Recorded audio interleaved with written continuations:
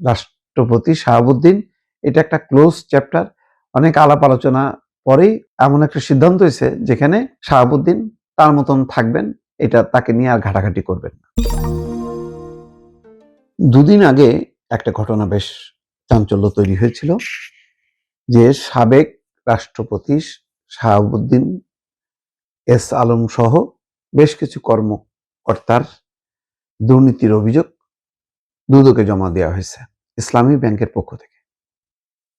তো তখন মনে করা হচ্ছিল যে তাহলে রাষ্ট্রপতির পদ থেকে সরানোর পর এখন হয়তো অ্যাকশনে যাবে এবং দুদক তদন্ত করবে, নোটিশ পাঠাবে, অ্যারেস্ট হবে, অর্থাৎ আইনি কার্যক্রমে ফাঁসানো হবে রাষ্ট্রপতি শাহাবুদ্দিন আহমেদ, যিনি কয়েকদিন আগে পদত্যাগ করেছেন। এখন দেখা যাচ্ছে যিনি অভিযোগ করেছেন, যে কর্মকর্তা, তাকে সাময়িক বরখাস্ত করা হয়েছে। বলা হচ্ছে যে তাকে সেই ক্ষমতা দেওয়া হয়নি যে তিনি দুদকে সরাসরি অভিযোগ করবেন, কিন্তু নথিতে দেখা যাচ্ছে যে সেই কর্মকর্তাকে, যার নাম হচ্ছে ইয়াসিন আলী, তাকে বলা হয়েছিল যে এই বিষয়ে তদন্ত করার জন্য আনুষ্ঠানিকভাবে তাকে দায়িত্ব দেওয়া হয়েছে। এখন এখানে একটা লুকোছাপার ব্যাপার আছে। ইসলামী ব্যাংকের অতি উৎসাহী কেউ কেউ হয়তো চেয়েছে যে জিনিসটা হোক, পরে হয়তো চাপ যখন এসছে উপর থেকে, তখন তারা ওই কর্মকর্তাকে সাময়িক বরখাস্ত করার মধ্য দিয়ে বিষয়টা চেপে যাওয়ার চেষ্টা করছে। এখানে বলা হচ্ছে যে মোহাম্মদ শাহাবুদ্দিন, সাবেক রাষ্ট্রপতি, সাইফুল আলম অর্থাৎ এস আলম সহ 38 জনের বিরুদ্ধে দুর্নীতি দমন কমিশনে অভিযোগ করা হয়েছিল। যে কর্মকর্তা করছেন তাকে সাময়িক বরখাস্ত করা হয়েছে। সাবেক রাষ্ট্রপতি মোহাম্মদ শাহাবুদ্দিন ইসলামী ব্যাংকের পরিচালনা পর্ষদের সদস্য ছিলেন একসময়, যখন রাষ্ট্রপতি হন তখন তিনি পদত্যাগ করেন। ইসলামী ব্যাংকের সেই কর্মকর্তা হচ্ছেন মোহাম্মদ ইয়াসিন আলী। ব্যাংক কর্তৃপক্ষ তাকে সাময়িক বরখাস্ত করে ট্রেডিং একাডেমিতে সংযুক্ত করেছে। ইসলামী ব্যাংক থেকে 500 কোটি টাকা আত্মসাতের অভিযোগে শুদ্ধ সাবেক রাষ্ট্রপতি মোহাম্মদ শাহাবুদ্দিন, সাইফুল আলম সহ 38 জনের বিরুদ্ধে অনুসন্ধানের জন্য দুদকে অভিযোগ করেছিলেন ইয়াসিন আলী। ইয়াসিন আলী 500 কোটি টাকার মানে দুর্নীতির কাগজপত্র জমা দিয়েছিল দুদকে অনুসন্ধান করার জন্য।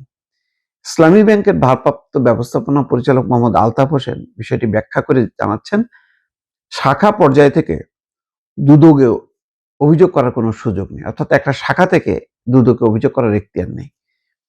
ঋণের ক্ষেত্রে অনিয়ম হলে আদালতে যাওয়া হয়, আদালত প্রয়োজন মনে করলে অধিকতর তদন্তের জন্য দুদকে পাঠান। তাছাড়া দুদকের সঙ্গে যোগাযোগ করার জন্য আলাদা বিভাগ আছে।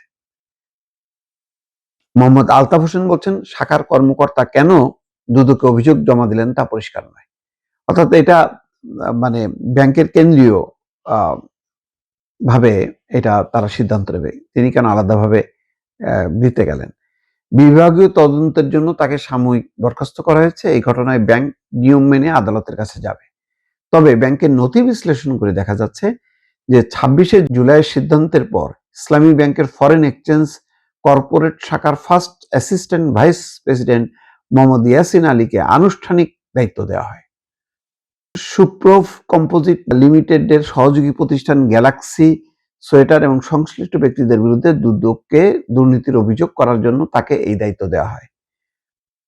27শে জুলাই জারি করা চিঠিতে শাখা ব্যবস্থাপনার পক্ষ থেকে তাকে এই বিষয়ে প্রয়োজনীয় কার্যক্রম পরিচালনার দায়িত্ব ক্ষমতা দেওয়া হয়।